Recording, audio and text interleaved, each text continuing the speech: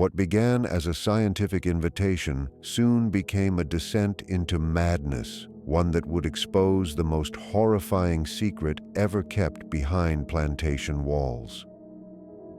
The Louisiana heat pressed against Dr. James Whitfield's skin like a damp blanket as he stepped off the steamboat and onto the busy New Orleans dock in the summer of 1850. A well-known physician from Boston, with a growing reputation in the new field of medical science, James had reluctantly accepted an invitation from Madame Deline Laurie, a wealthy plantation owner whose letters had stirred his curiosity. "Dr. Whitfield, welcome to New Orleans," called a tall man in a black suit as he walked toward him. "I am Henry Beaumont, Madame Laurie's solicitor. She sends her regrets for not being able to greet you herself." James nodded, wiping sweat from his forehead. "The journey was long, but I'm eager to hear more about Madame Laurie's proposal." Her letters were intriguing, if rather vague. Henry's face showed no emotion. "Madame values discretion in her scientific pursuits. You'll understand once you see her work." Their carriage rolled through the French Quarter, past elegant buildings that stood in stark contrast to the cruelty of the slave markets they passed. James turned away when he saw a young woman standing on an auction block, silent tears streaking her face as an auctioneer shouted her price. "Does this trouble you, doctor?" Henry asked, noticing James's expression. "I find the practice of owning human beings morally repulsive," James replied carefully, aware that such opinions were dangerous in the South. Henry's lips tightened. "Madame Laurie considers herself progressive in how she manages her property. You'll see that her methods are advanced." The plantation appeared behind a row of massive oak trees dripping with Spanish moss. The white mansion shimmered in the afternoon light, grand, imposing, and somehow unsettling. As they approached, James noticed the high, thick walls that surrounded the gardens and outbuildings. "Madame values her privacy," Henry explained, following his gaze, "and the safety of her investments."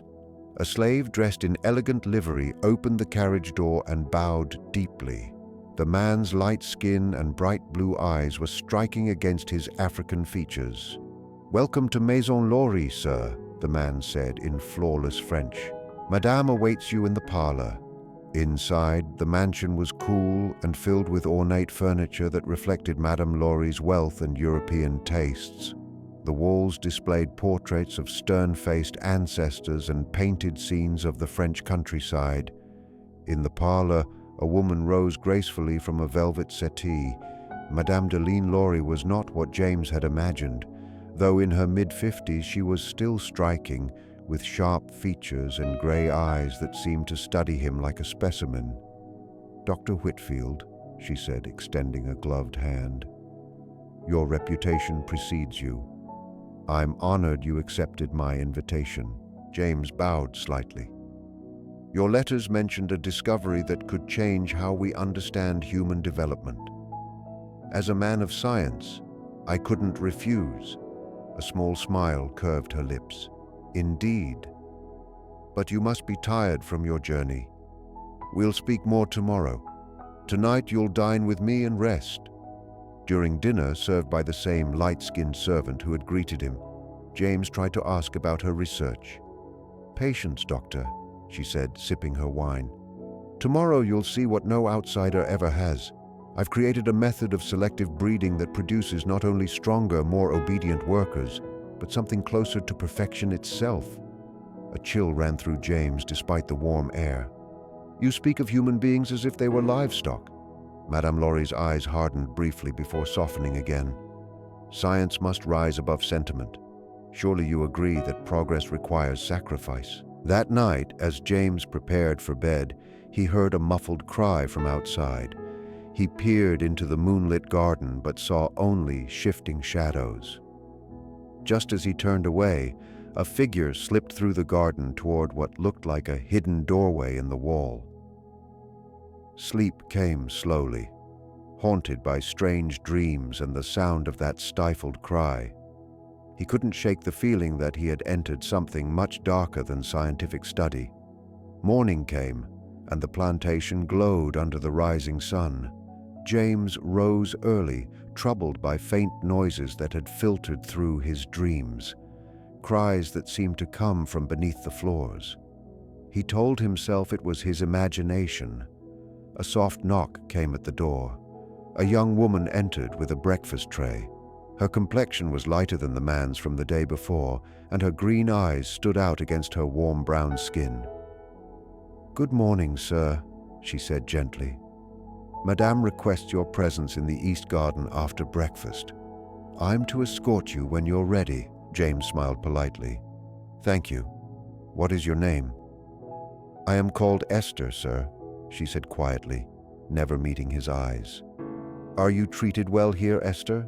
he asked softly. A flicker crossed her face, fear or warning. "Madame is very scientific in her ways, sir. I was born here. I know no other life." After breakfast, Esther led him outside through heavy doors into a walled garden where the air hung thick with magnolia and something sharp, like medicine. Madame Laurie waited by a fountain, dressed impeccably in dark blue silk. "Dr. Whitfield," she greeted, "I trust you slept well." "Well enough," he answered, "though I thought I heard a disturbance during the night." "The plantation is never silent," she said smoothly. "There is always work to be done." She gestured for him to follow a gravel path winding through neat rose bushes. "What you'll see represents 25 years of dedication. My late husband thought me mad, but he came to understand." They reached a smaller building with barred windows and a locked door. Madame Laurie took a key from her pocket. "This is my nursery, where my experiment begins." Inside was a bright, spotless room that resembled a hospital more than a plantation building. Several women, each with light brown skin in varying shades, tended to infants in wooden cradles. "These children are the 4th generation," Madame said proudly. "I select breeding pairs carefully, for intelligence, physique, and above all, temperament." James felt his stomach twist. "You speak of human beings, madam." "I speak of progress," she corrected calmly. "Each generation improves, stronger, healthier, more beautiful, and more obedient. Look at their coloring. I've nearly reached perfection." James looked closer. The babies shared similar pale brown skin and eerily balanced features, a blend of African and European. "You're breeding for skin tone," he said, voice tight. "Among other traits," she replied, "lighter skin brings better prices and, more importantly, harmony. Uniformity creates peace." She led him to a crib with a nearly white-skinned infant sleeping soundly. "This one is my masterpiece, 3rd-generation breeding for loyalty and beauty. His parents would die for me without hesitation." James forced his expression to remain calm, though his mind screamed. "And those who don't meet your standards?" Madame Laurie's smile faded. "Nothing goes to waste. Even failed subjects serve a purpose." She glanced at her pocket watch. "But we have more to see." Outside, the heat grew thicker. They crossed to a long building guarded by 2 men. "This is our evaluation center," she explained. "Children come here at 7 for testing." Inside, partitions divided the hall into small sections. In one, children read aloud. In another, they solved math problems. Elsewhere, they performed balancing exercises. "We test for intelligence, strength, and compliance," she said. "Those who excel stay in the prime program. The rest are redirected." James watched a boy draw complex shapes with total focus. "And those who fail?" "Some are sold," she answered evenly. "Others work in the fields. Nothing wasted." Her calm tone chilled him more than cruelty could have. They entered another section where older children stood straight as a supervisor inspected their teeth and eyes. "Physical beauty is vital," Madame continued. "Harmony of form produces harmony of mind." James struggled to keep his composure. In another room, teens practiced speaking French with perfect accents. Others learned graceful serving motions. "You're training servants," he said quietly. "I'm creating perfection," she corrected again. "They are the future of breeding science. Imagine a world without ugliness, ignorance, or rebellion." She paused at a heavy door. "Now you'll see the loyalty conditioning." Inside, a young man sat bound to a chair while a doctor in a white coat held an electrical device. This subject showed signs of independent thought, Madame Laurie said casually. "Dr. Reynolds is correcting that." James's breath caught as electricity arced through the man's temples. The man tensed but made no sound. "This is torture," James whispered.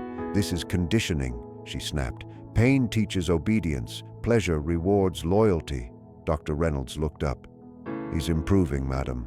Resistance is down 30% since yesterday." "Excellent," she said. "Continue." Then, turning to James, "Come. The breeding facility awaits." By now, James's stomach churned. He had expected medical study. This was a horror disguised as science. "You look uneasy, doctor," she said, watching him. "Is it the heat?" "Your methods are extreme," James managed. "In Boston, such practices would be condemned." "Ethics," she said coldly, "are a northern indulgence. Here, we pursue results." They walked past a small graveyard marked by simple wooden crosses. "Not all survive," she noted blandly, "but every loss brings progress." James nodded faintly, determined to gather proof of her crimes. "Show me your breeding program," he said. "I'm curious about your record keeping." Her eyes gleamed with satisfaction. "Of course. Come." The breeding facility stood behind iron-tipped walls. The air inside was thick with antiseptic and fear. "Each pair is chosen for intelligence, strength, and obedience," Madame said, opening a cabinet full of ledgers. Inside were decades of handwritten records, charts, measurements, bloodlines. James fought nausea. "You've documented everything. Precision is vital," she said. "We've nearly bred out rebellion entirely." She unlocked a door leading to a bare room where a young woman sat silently on a bed, her skin pale brown, her eyes lifeless. "Subject 47, Madame said proudly. "Third generation. Note the symmetry. She'll be paired next month." James knelt beside her. "What is your name?" "I am Subject 47, she whispered. "I serve Madame." Madame Laurie smiled. "Perfect temperament. No resistance, no thought beyond service." They moved on, but shouts echoed from a nearby room. A guard ran past. "Madame, Subject 43 has attacked Dr. Reynolds." "Restrain him," she ordered. "We'll correct him together." In the room, two guards held a furious young man. His eyes blazed with defiance. "I am not your subject," he shouted. "My name is Thomas." Madame's expression never changed. "Commence the procedure, Dr. Reynolds." "What procedure?" James demanded. "A partial lobotomy," she said simply. "He'll lose only the parts that resist." "You can't," James cried. "This is barbaric." Madame Laurie turned coldly toward him. "I misjudged you, doctor. Perhaps rest will improve your perspective." Guards seized him as the man screamed, "Help us! Tell them what she's doing!" The last thing James saw was the cold glint of the surgical instrument pressing toward Thomas's eye, while Madame Laurie observed, unflinching. James was dragged back to his room and locked inside. He paced the floor, shaken to his core. This was no plantation. It was a laboratory of suffering. He needed proof, something undeniable, before he could escape and reveal the horrors behind those gleaming white walls. As dusk settled and shadows stretched long across his room, James heard the sound of the key turning once again. The door opened quietly, revealing Henri Beaumont, Madame Laurie's solicitor. "Madame sends her apologies that today's demonstrations unsettled you," Henri said in his calm, polished voice. "She requests your company at dinner, where she hopes to explain more clearly the scientific purpose of her work." James hesitated, caught between the urge to refuse in disgust and the need to keep up the pretense that might allow him to gather the proof he needed. "Please tell Madame that I will join her shortly," he said at last. "I only need a moment to reflect on the innovative nature of her experiments." Henri nodded, apparently satisfied with this polite answer. "Dinner will be served in 1 hour. Madame has instructed the servants to provide anything you might need to refresh yourself." After Henri left, this time leaving the door unlocked, James splashed water on his face and stared into the small mirror above the basin. Direct confrontation would be suicide. Madame Lahorie clearly ruled this place with absolute control, and her guards would not hesitate to restrain or even kill him. His only hope was to continue pretending, show interest, act cooperative, and find a way to collect the evidence that could expose her. When he entered the dining room, it shimmered with candlelight, the flames reflecting off crystal and china so that the whole table seemed to glitter in fragments. Madame Lahorie sat at the head, dressed in dark burgundy silk that reminded James uncomfortably of dried blood. "Dr. Whitfield," she greeted warmly, as though their earlier argument had never happened. "I trust you've had some time to think about our morning's tour." James forced a polite smile. "Indeed, Madame. I must apologize for my earlier reaction. In Boston, we are not accustomed to such direct approaches to scientific progress." Madame Laurie's eyes narrowed slightly, measuring his sincerity before gesturing toward the chair beside her. "Science demands courage, Doctor," she said. "Those who push boundaries are seldom appreciated in their own time." Dinner was served by the same light-skinned servants James had seen before, their faces emotionless, their movements stiff and rehearsed. The food was flawless, Creole dishes perfectly prepared, but James could hardly eat, his stomach still twisted by what he had seen earlier that day. "I'm especially interested in your system of record-keeping," James said, trying to steer the conversation toward something that might help him later. "Your genealogical charts are extraordinarily detailed." Madame Laurie's expression brightened, clearly pleased by his apparent admiration. "My ledgers are my life's work," she said proudly. 25 years of observation and documentation. Future generations will recognize that I was far ahead of my time in understanding how humanity can be improved. "I would very much like to study those records more closely," James said carefully. "From a scientific standpoint, of course." "Of course," she agreed easily, sipping her wine. "Tomorrow morning, I'll have Henri show you my private library. All of my records are kept there, including notes from my earliest experiments." James felt a flicker of hope.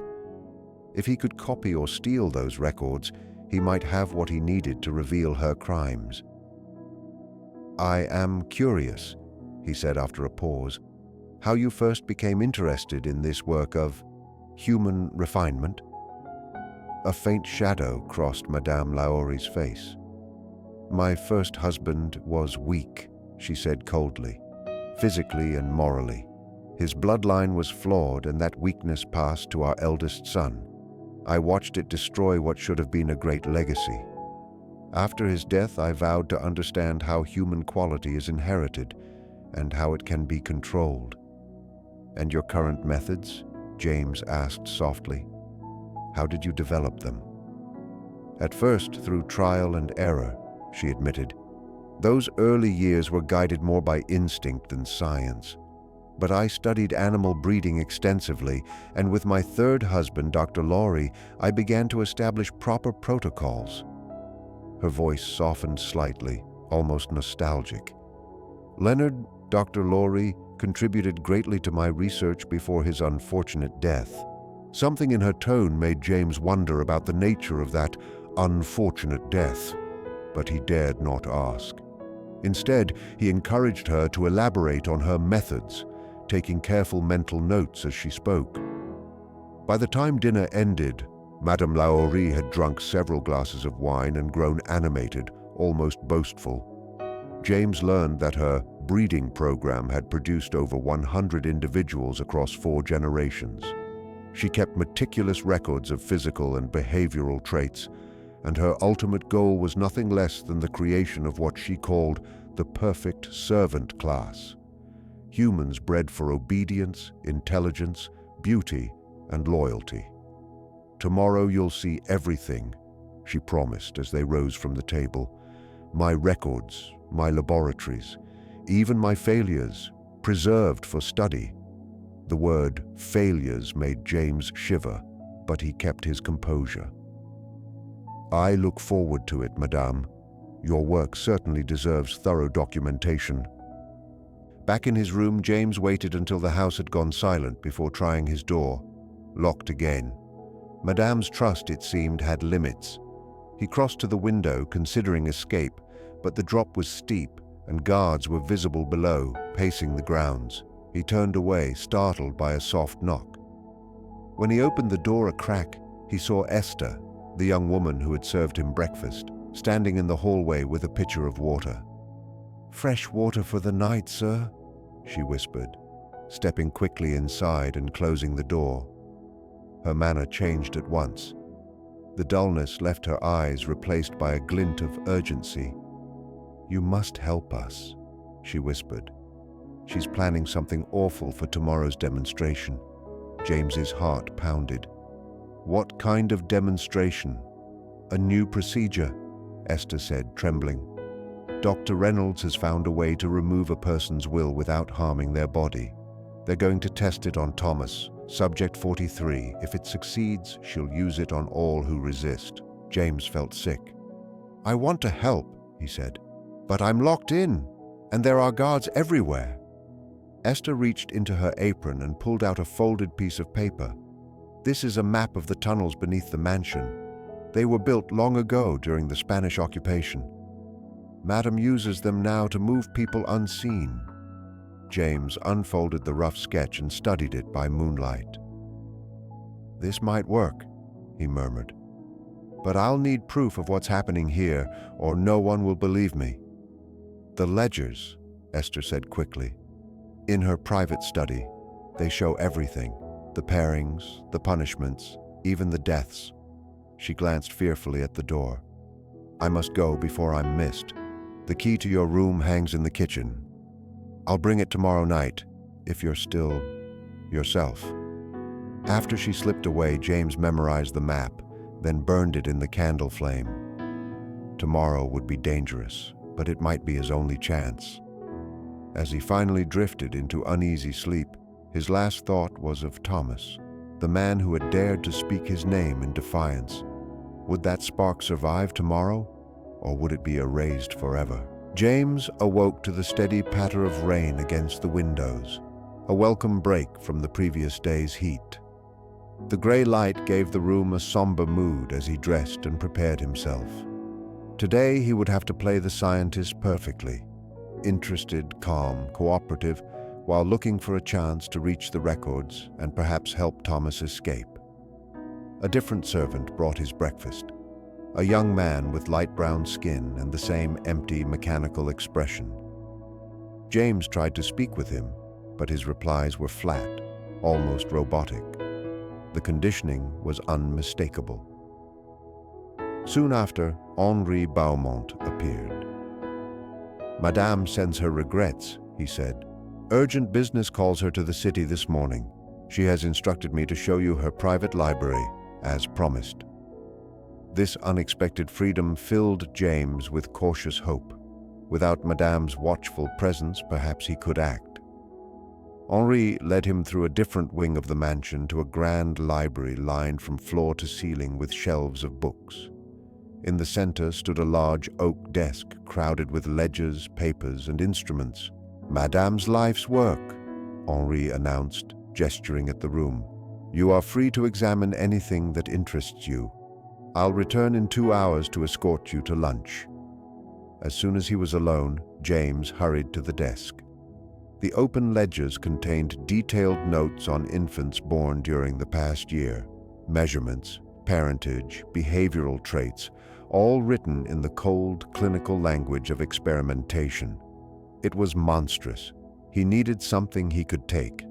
Searching the desk, he found a small leather case containing pencils and thin sheets of paper.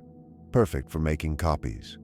He began tracing genealogical charts, copying notes that described conditioning techniques, and recording the names and descriptions of victims. He focused especially on Thomas, subject 43, learning that he was considered a failed product, bred for obedience yet showing dangerous signs of independent thought. Then James noticed a locked cabinet under one of the shelves. Searching the drawers, he found a small brass key and tried it. The cabinet opened with a faint click. Inside were older ledgers, dating back to the 1820s. These early records were even more disturbing. Lists of failures, anatomical sketches of dissected brains, and notes about removing disobedient impulses. Among the papers was a thin journal in Dr. Laurie's handwriting. The last entry, written just before his supposed death, read, "D has gone too far. What began as inquiry has become horror. I intended to inform the authorities, but now I am ill with a sickness I cannot explain. I fear I have underestimated her." James copied the passage, trembling. She had killed her own husband. As he returned the journal, footsteps sounded in the hall. He shut the cabinet, locked it, and slipped the key into his pocket just as Henry entered. "I trust Madame's records were enlightening?" Henri asked casually. "Very," James replied, folding his copied pages into his coat. "Her documentation is remarkably precise." "She will be pleased," Henri said. "Lunch is ready. Afterward, Madame will rejoin us for the afternoon's demonstration."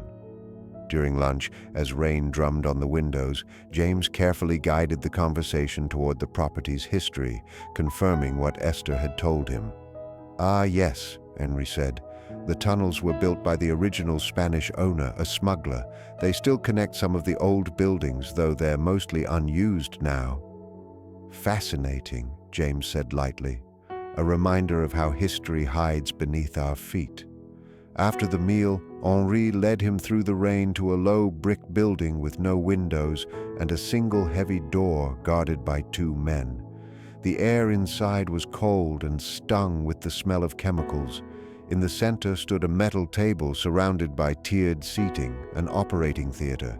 Dr. Reynolds was there, arranging instruments. "Ah, Dr. Whitfield," he said cheerfully. "You're just in time to witness progress." Moments later, Madame Lauri entered, followed by two guards dragging Thomas in chains. His face was bruised, but his eyes still blazed with defiance. "Dr. Whitfield," Madame said coolly, "I trust Henri showed you my records?" "He did," James answered. "Your work is thorough." "Science must be precise," she replied.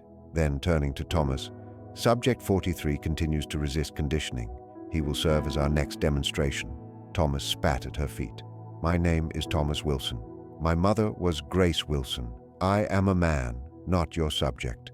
Madame's face stayed calm. "Secure him," she ordered. As they strapped Thomas down, James fought the urge to intervene. He was unarmed and surrounded. "Madame," he said quickly, "surely there are less invasive ways to address behavioral resistance before attempting surgery." "Your northern sensitivity again," she said coldly. "This subject's defiance threatens the integrity of my breeding line. Proceed, Dr. Reynolds." Reynolds prepared a syringe. Desperate, James raised his voice. "Before you begin, may I ask the subject a few questions? For scientific comparison, pre- and post-procedure data." Madame paused, then nodded. "A sound precaution. Make it brief." James stepped close to Thomas. "Subject 43, he said loudly, then lowered his voice. "Thomas, can you tell me about your mother?" Thomas's eyes flicked toward him, understanding dawning. "She taught me my name," he said softly. "Told me stories of her mother who was born free. She said I am a man, not an animal." "And your father?" "They called him Subject 28. His name was Samuel. He tried to escape when I was 6. She made us watch when they caught him." James nodded, pretending to take notes. "One last question," he whispered. "If you could leave this place, what would you do?" "I'd tell the world," Thomas said fiercely. "And then I'd burn this house to the ground." "That's enough," Madame snapped. "Proceed." As Reynolds approached with the syringe, James stumbled backward, knocking over the tray of instruments. The crash sent scalpels and glass flying. "My apologies," he said, creating confusion. Bending to help, he whispered to Thomas, "Tonight, tunnels below the kitchen. Be ready." Guards grabbed him and pulled him aside. "Perhaps Dr. Whitfield should watch from a distance," Madame said icily. "He's proving clumsy." From the seating above, James watched helplessly as Reynolds performed the crude operation. A thin rod slipped through the inner eye socket, quick, efficient, horrifying. "When he wakes," Reynolds said proudly, "you'll see perfect obedience, untouched intelligence." James kept his mask of calm, but inside he swore he would expose them all. The rest of the afternoon dragged on in a nightmare of presentations. He was shown graduates of her program, young men and women with identical light brown skin, flawless manners, and empty eyes. They spoke poetry and played music without emotion, perfect and hollow. By the time James was led back to his room, the copied pages in his pocket felt heavy as lead. He had the evidence, but he also had a duty. He couldn't leave Thomas or the others behind. That night's dinner was grotesque. Wealthy guests laughed and dined as Madame presented her creations. They discussed them as if inspecting livestock. "Madame Laurie's servants fetch the highest prices in Louisiana," one banker said proudly. "My wife's maid was bought from her 5 years ago. Not once has she disobeyed." "The secret is in selective breeding," Madame replied smoothly. Paired with proper conditioning, of course. James forced himself to smile and nod, though every word made him sick. He had to stay calm. Tonight, he would make his move. Inside, he was quietly calculating possibilities, considering timing, weighing every risk. After dinner, Madame Laurie invited her guests to move into the parlor for brandy, but James politely declined, claiming he was too weary from the day's mental exertion.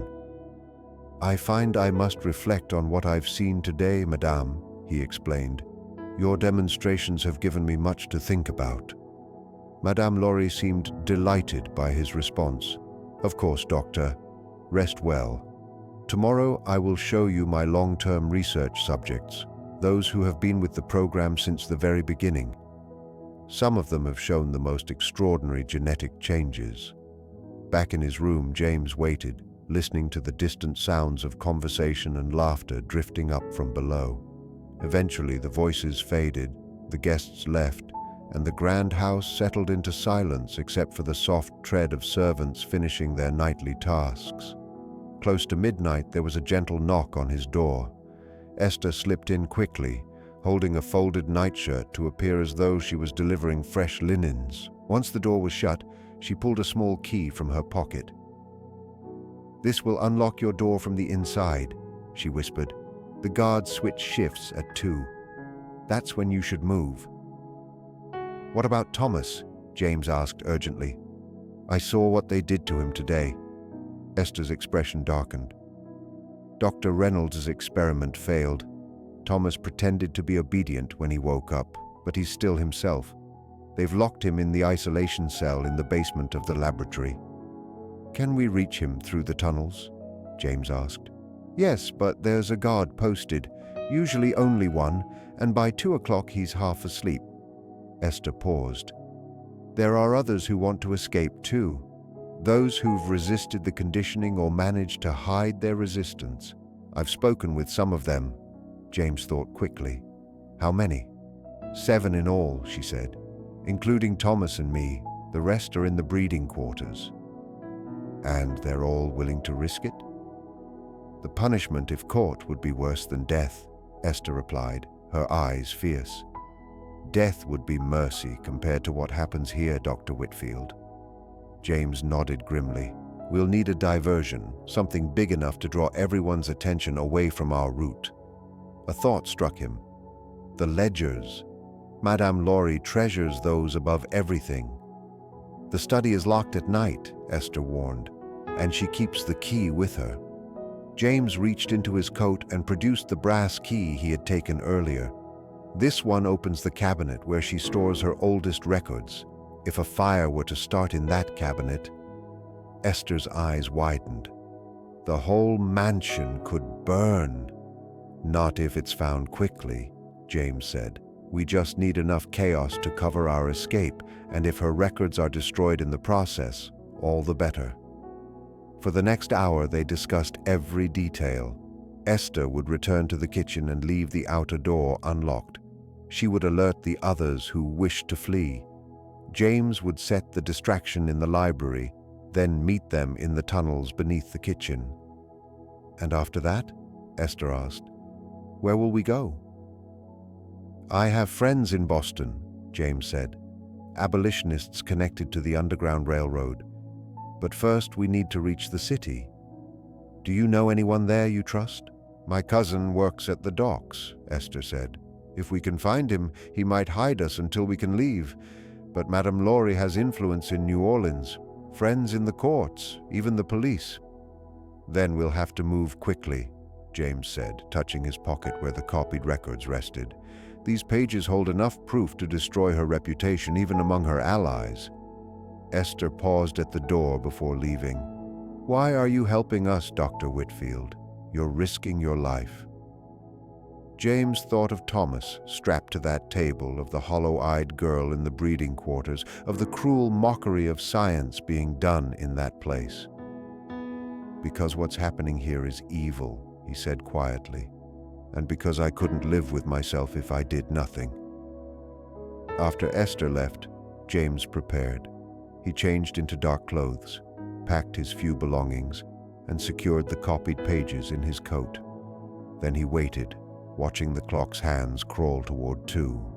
At 1:15, noises drifted up from downstairs. Hurried voices, footsteps, a door slamming.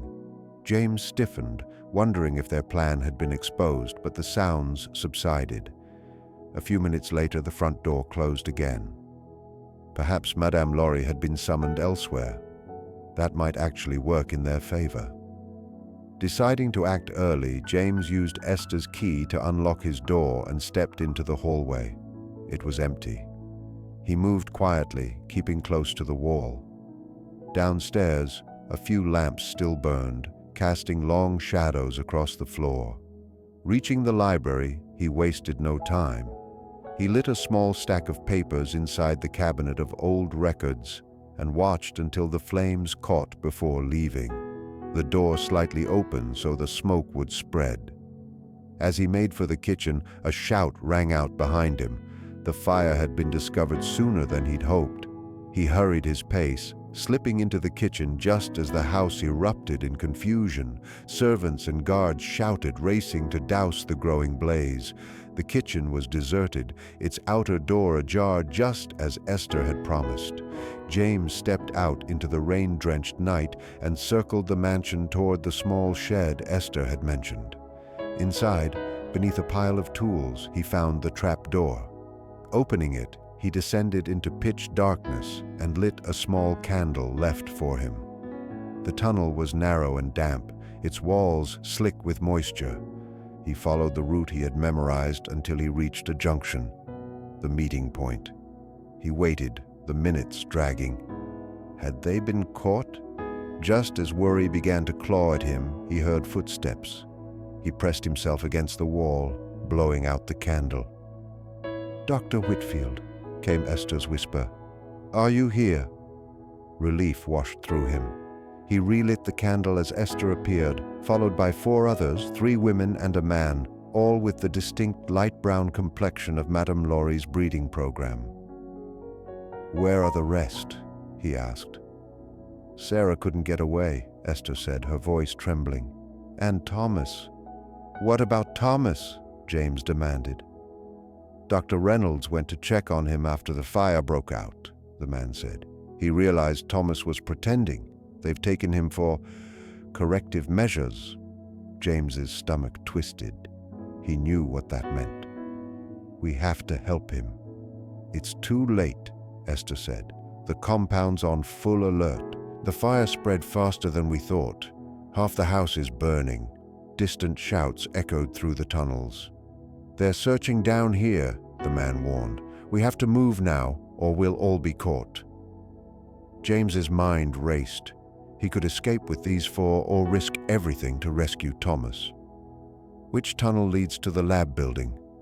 "You can't go there," Esther cried. "They'll kill you." "Which one?" he demanded. One woman pointed. "That passage, but it's heavily guarded." James made up his mind. "Esther, take them to the dock exit. Find your cousin. Get safe. I'll try to reach Thomas and meet you later." "And if you can't?" Esther asked quietly. James handed her the folded documents. "Then get these to Boston, to Dr. William Ellery Channing at Massachusetts General. He'll know what to do." Before anyone could stop him, James ran down the narrow passage, his candle flickering wildly as shadows leapt along the walls. The air grew thick with the stench of chemicals as he neared the lab. The tunnel narrowed, forcing him to crouch. Voices echoed from ahead. He doused his light and continued by touch. A faint glow appeared under a wooden door. Pressing his ear to it, he caught snatches of conversation. "Spreading too fast. Secure the subjects. Madame's orders." He tried the handle, locked. The hinges were solid. Just as he considered turning back, the door suddenly opened. A guard with a lantern stepped through, eyes widening. "Who?" he began, but James lunged, slamming into him. The lantern clattered to the floor but stayed lit, revealing a stone room lined with cells. The guard scrambled for his pistol, but James was faster. They grappled violently, strength against desperation. James smashed the man's wrist against the stone floor. The pistol dropped. Moments later, the guard lay unconscious. James snatched the keys and weapon, dragging the man into the tunnel. Inside the basement, 6 cells stood. Most were empty, but one held a limp figure on a cot. "Thomas," James called softly. The figure stirred. As James raised the lantern, he saw the brutal truth. Thomas's face swollen, one eye sealed shut, the other hidden beneath a fresh bandage. "Thomas, it's me," James whispered, unlocking the cell. "Can you walk?" "I can," Thomas rasped. "One eye gone, but I can walk." James supported him. "The fire's keeping them busy. We're escaping through the tunnels." "The others?" Thomas asked weakly. "They're ahead of us," James said. "We'll meet them." But footsteps thundered above, guards shouting orders. Their way back was cut off. James spotted another door leading outside. He tried it. It opened into a small courtyard behind the lab. Rain poured down. In the distance, flames devoured the mansion. "The breeding quarters," Thomas gasped, pointing. "There are still people inside." James hesitated. Crossing open ground meant certain exposure. "We need to get you safe first." Thomas grabbed his sleeve. "Not without them. Sarah's there, and my brother." James felt the weight of the choice press on him. He couldn't leave them. "All right," he said, "but we'll need a distraction." He spotted a stable nearby. "Wait here." Inside, the terrified horses stamped and snorted. The guard was gone. James tied the doors open, scattered feed outside, and lit a small fire in the hay. The animals panicked, bolting into the storm.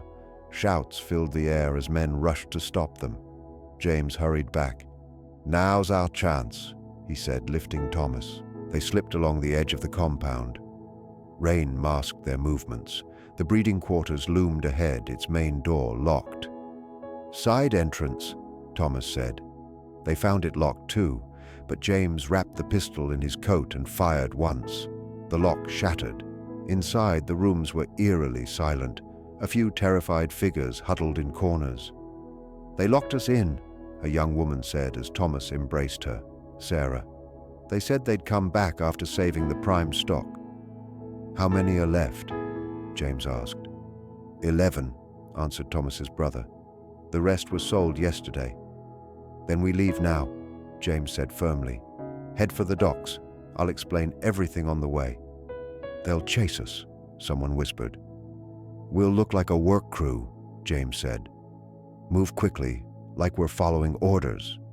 It worked. In the confusion, no one questioned a group of slaves moving with purpose. They were nearly at the gate when a voice shouted, "Stop! Those are breeding subjects!" Dr. Reynolds stood there, pistol drawn, soot streaking his face. "Get back inside," he barked. "These people are valuable property." James raised his weapon. "They're not property, Doctor. They're human beings, and they're leaving." Reynolds sneered. "Dr. Whitfield, I should have known. You've ruined years of research. Do you even grasp what you've destroyed tonight? We were advancing the human race." "I've seen your idea of progress," James said coldly. "It's torture, not science." "You understand nothing," Reynolds shouted. "We were perfecting humanity." A gunshot cut him off. Reynolds stumbled back, clutching his chest. Thomas stood behind James, pistol smoking. "For my mother," he said softly, "and for all the others." Shouts erupted, guards coming. The group surged through the gate into the storm. The road to the docks was long and treacherous. They stuck to alleys and narrow paths, soaked and shivering. But by dawn, the riverfront came into view. Esther and her cousin waited in a warehouse filled with cotton bales. "We thought you were dead," Esther cried, embracing them both. "The fire—" "It spread faster than we planned," James said. "But we brought more with us. 16 people huddled together, tired, wet, but free." "You can stay here for a day, maybe 2, Esther's cousin warned. "After that, the patrols will search the docks." "Is there a ship northbound?" James asked. "A merchant ship leaves for Baltimore tomorrow. The captain owes me a favor, but hiding this many—" "We have money," said Thomas's brother, producing a small pouch. "Saved over years," James added his own. "And I have these," he said, showing the copied pages. "Proof of everything, enough to bring her down." Later, as they rested among the bales, Thomas sat beside him, Sarah tending his wounds. "What do you think happened to her?" Thomas asked. "To Madame Laurie." James imagined the burning mansion collapsing into ash. "I don't know," he said. "But even if she survived, her work is gone. Her reputation will die when these papers reach Boston." Thomas nodded slowly. "It's not justice," he said, "but it's a start." He turned his bandaged face toward James. "You kept your word. You helped us. Why?" James met his gaze. "Because science without compassion isn't science," he said. "It's cruelty pretending to be knowledge. What she did was never progress. It was corruption." Exhaustion finally claimed them. They slept among the cotton, their future uncertain, but their present utterly changed. They were no longer subjects, nor property, nor experiments. They were free, human beings with names and choices, finally their own. And this was only the beginning. The Darkness continues in Part 2. Subscribe now so you don't miss it.